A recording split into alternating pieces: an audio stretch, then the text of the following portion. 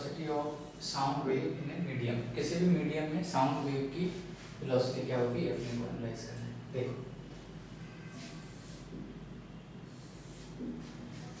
यहाँ पर sound source अपने अप्लाई कर दिया, ठीक, ये साउंड सोर्स यहाँ पे साउंड प्रोड्यूस कर रहा है और साउंड वेव इस तरह से आगे ट्रेवल कर रही है। अब देखो कि जब कभी अपन एक छोटे से पोर्शन डेल्टा एक्स को फोकस करेंगे, बहुत छोटा सा एलिमेंट है डेल्टा एक्स, 8-10 पार्टिकल्स हैं, बड़ा दिखा रहे हैं इसको, बहुत ही कम पार्टिकल्स हैं, इसके ऊपर फोकस करें तो इसके ऊपर इस साइड से एक प्रेशर आएगा ना, ये x इक्वल टू x है, यहाँ पर एक प्रेशर आएगा P और यहाँ पर एक प्रेशर आएगा P प्लस डेल्टा P। इस तरह से यहाँ पर प्रेशर को देख सकते हैं कि यहाँ प्रेशर P आ रहा है, यहाँ पर pressure P plus delta P आ रहा है, और ये और जो x इक्वल टू x वाले पार्टिकल्स हैं, जो थोड़े सी पार्टिकल्स हैं, इसके इफेक्ट में मान लो y इनका डिस्प्लेसमेंट है, y इनका डिस्प्लेसमेंट है।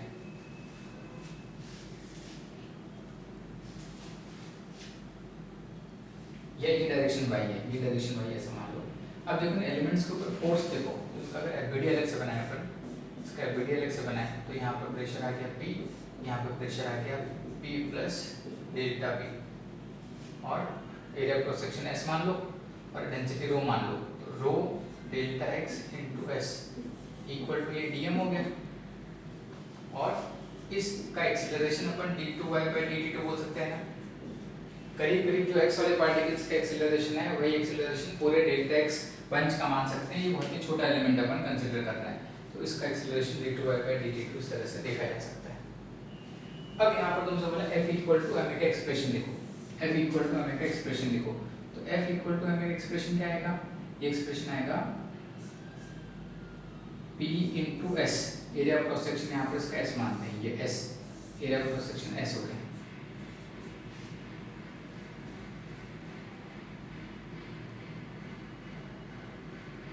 Minus P plus delta P at S equal to ma, equal to ma, ये देखा जा सकता है। ये क्या है, ये है प्रेशर, ये प्रेशर कौन सा, नेट प्रेशर। नेट प्रेशर का मतलब इसको अपने ऐसा भी लिख सकते हैं, ध्यान से देखो कि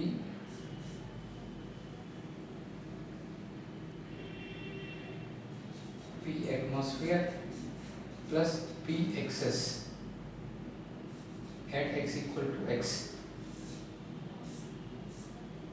माइनस, इस पूरे एक्सप्रेशन को अपन लिख सकते हैं P atmosphere plus P excess at x equal to x plus delta x into S, check करना, इक्वल टू m, m कितना हो गया, rho delta x into S into A d2y by dt। सारे टर्म्स एक बार खुद से verify करना भाई, कुछ मिस्टेक हो सकती है आंसर प्लस माइनस की, कुछ नहीं। ये प्रेशर क्या है, नेट प्रेशर है, यहाँ पर नेट मतलब क्या है, एवरेज प्लस एक्सेस, ये भी नेट प्रेशर है, नेट फोर्स हो गया है इक्वल टू हमें लिखना है इसके लिए, ये एक्सप्रेशन। अब यहाँ पर कुछ टर्म्स कैंसिल आउट करते हैं, s और s कैंसिल आउट हो गया, डेल्टा एक्सेस को डिवाइड करते हैं। उससे पहले देखो P एटमॉस्फेयर भी कैंसिल आउट हो गया, तो उसको हम लिखेंगे P एक्सेस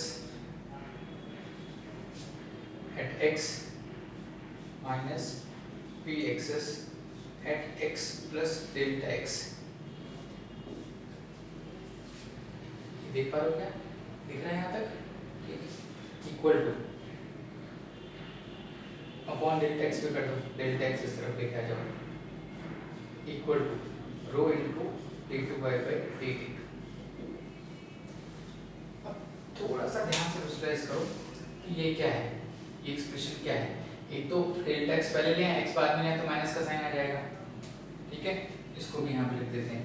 पहले इतना नोट करो सब लोग, फिर आगे बढ़ रहे हैं।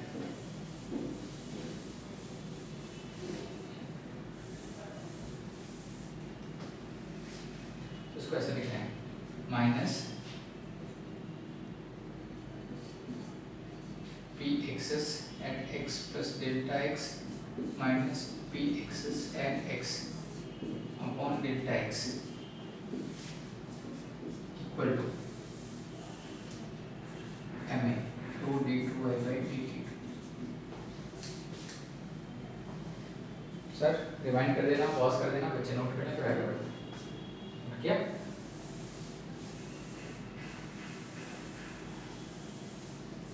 अब देखो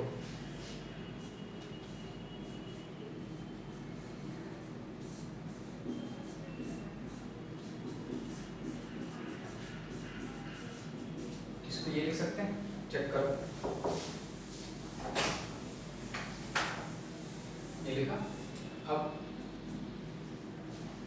पी एक्सेस को क्या लिख सकते हैं, इसी फॉर्मूले को आगे बढ़ा रहे हैं, जो कि माइनस डेल पी एक्सेस को लिख सकते हैं हाँ minus B into d y by d x. ये फॉर्मूला अभी अपने याद किया था।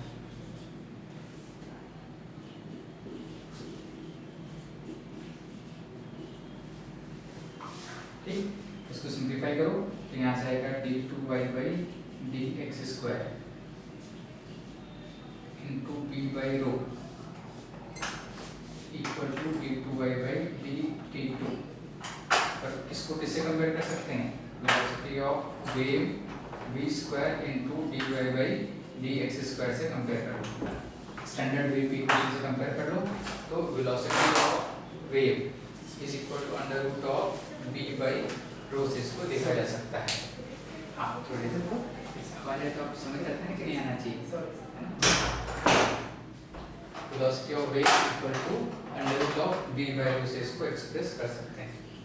Velocity of wave equal to v by rho, इसका एक्सप्रेशन है।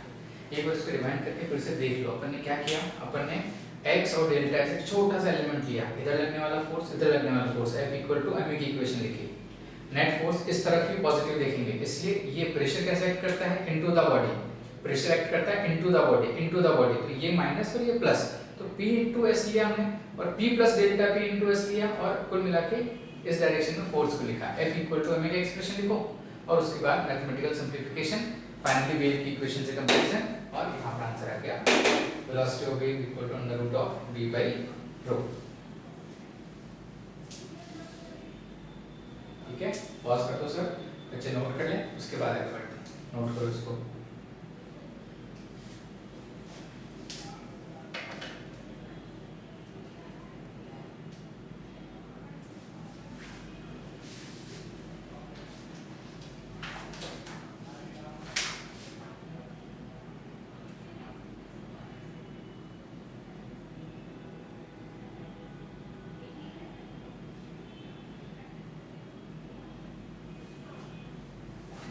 अब बल्क मॉडुलस जनरली अपन डिफाइन करते हैं for the solids.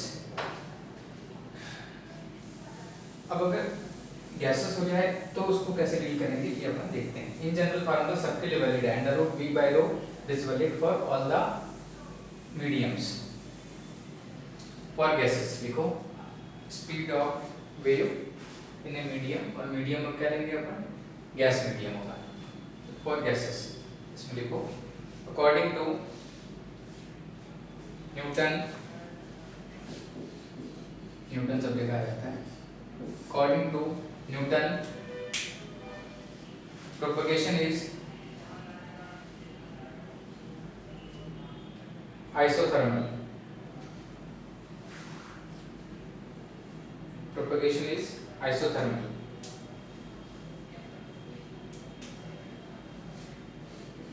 Hence PV equal to constant, PV equal to nRT, T constant हो गया तो PV equal to constant expression आ गया। अब यहाँ से देखो PdV plus PdP equal to 0, यहाँ पर stress upon strain dP upon dV by V minus equal to क्या आएगा P। तो यहाँ पर जो ये वाला एक्सप्रेशन आ गया ये क्या रिप्रेजेंट करता है, जो प्रेशर आ गया it is equivalent to bulk modulus P। तो आइसोथर्मल प्रोसेस के लिए बल्क मॉडुलस क्या होता है, P होता है। तो स्पीड ऑफ वेव का आंसर क्या आ गया, under root of V by rho, under root of V by rho. अब P को अपन चाहे जैसे रोटेट करके लिख सकते हैं, P equal to nRT use कर लो, P equal to ρRT by m use कर लो, जो भी है, तो वहाँ से एक्सप्रेशन चेंज होके आंसर आता रहेगा। ठीक है, तो न्यूटन ने बोला था कि जो साउंड का प्रोपगेशन होता है गैस में वो आइसोथर्मल होता है, टेम्परेचर का वेरिएशन नेग्लिजिबल होता है बाय एक्सपेरिमेंट या जो भी उनको लगा उसके बेसिस पे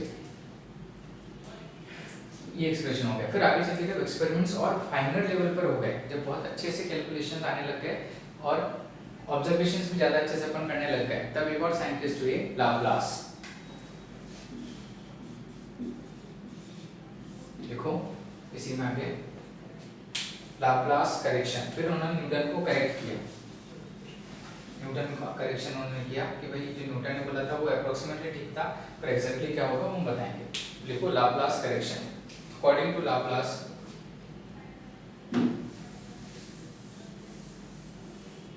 propagation is adiabatic in nature. Propagation is adiabatic in nature.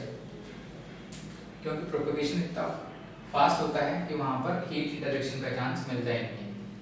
PV की power gamma equal to constant, उन्होंने बोला कि जो प्रोपगेशन है वो एक्चुअल में ऐसा होना चाहिए, और इसके बेसिस पे सॉल्व करोगे तो आंसर आएगा minus dP upon dV by V stress upon strain equal to gamma P, और इसके हिसाब से फार्मूला बनेगा under root of gamma P by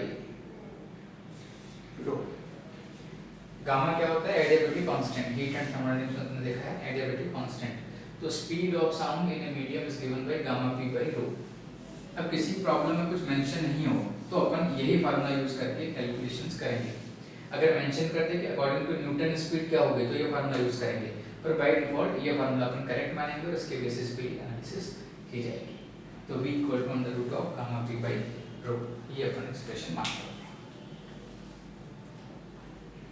ठीक है, अब इसी में आगे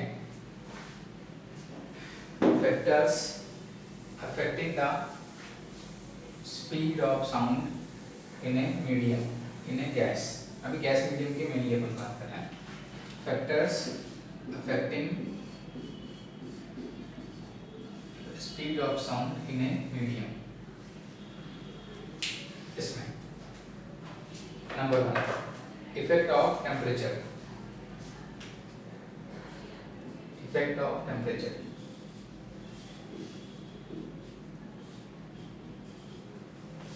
गामा P बाई P को क्या लिख सकते हैं? Rho RT by M। P को लिख सकते हैं rho RT by M, rho RT by M, row row cancel हो गया, ये एक्सप्रेशन आ गया। M क्या है? Molar mass. R gas constant, इसको कई बार ऐसा लिखते हैं gamma KT by M। K Boltzmann constant होता है और M होता है मॉलिक्यूलर या एटॉमिक मास, जो कि O2 है तो O2 और N2 है तो N2 और H2 है, या जो भी है मोनोएटॉमिक एटॉमिक जो भी है मॉलिक्यूलर मास ही, और ये होता है बोल्ट्जमैन कांस्टेंट। इसी को Na से मल्टीप्लाई करते हैं तो ये R बन जाता है और ये मोलर मास बन जाता है ऐसा। तो gamma KT by M। Speed पे टेम्परेचर का इफेक्ट कैसा आएगा? Directly under root T format में टेम्परेचर का इफेक्ट आएगा। Effect of temperature on the speed of wave propagation, sound wave propagation पर टेम्परेचर का इफेक्ट आता है directly proportional to under root T। Number 2 effect of humidity, effect of humidity. इसमें देखो with the increase in humidity, with the increase in humidity density decreases। अगर humidity बढ़ाएंगे तो जो डेंसिटी है वो डिक्रीज करेगी, और डेंसिटी डिक्रीज करने से स्पीड बढ़ेगी, डेंसिटी डिक्रीज करने से स्पीड बढ़ेगी। ह्यूमिडिटी बढ़ाएंगे मतलब H2O एयर फॉर्मेट में, H2O गैस फॉर्मेट में और आ जाएगा, और जो O2 और N2 है इससे H2O हल्का होता है, जो O2 और N2 है इससे H2O हल्का होता है, इसकी डेंसिटी कम हो जाएगी, डेंसिटी कम हो जाएगी एवरेज में, तो यहाँ पर स्पीड बढ़ जाएगी। इसीलिए बोलते हैं बारिश में आवाज़ तेज जाती है। क्यों?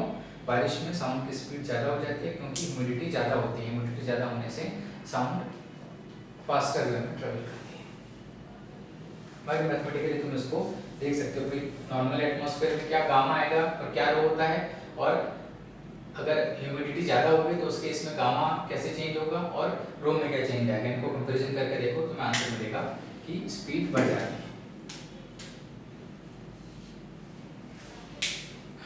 पर जब अपन ह्यूमिडिटी की बात करेंगे तब अपन टेम्परेचर और प्रेशर को कांस्टेंट मेंटेन रखेंगे, तब देखेंगे कि ह्यूमिडिटी का इफेक्ट कैसा आ रहा है। ऐसा नहीं करेंगे कि टेम्परेचर को चेंज कर दिया या प्रेशर को चेंज किया फिर ह्यूमिडिटी को चेंज किया, ऐसा नहीं।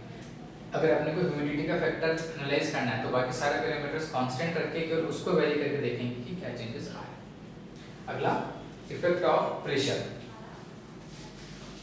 Effect of pressure, effect of pressure, no effect, effect of pressure no effect, क्योंकि प्रेशर को अपन चेंज करेंगे तो डेंसिटी भी चेंज होगी, डिपेंडेंट वेरिएबल है तो इनका इफेक्ट कुछ आता ही नहीं है। इनडायरेक्टली टेम्परेचर तो कांस्टेंट ही रहेगा, तो यहाँ पर स्पीड कांस्टेंट रहेगी, स्पीड टेम्परेचर पर डिपेंड करेगी, प्रेशर पर डिपेंड नहीं कर रही है, क्योंकि प्रेशर वेरी करेंगे तो डेंसिटी भी अकॉर्डिंगली वहाँ पर वेरी हो जाएगी।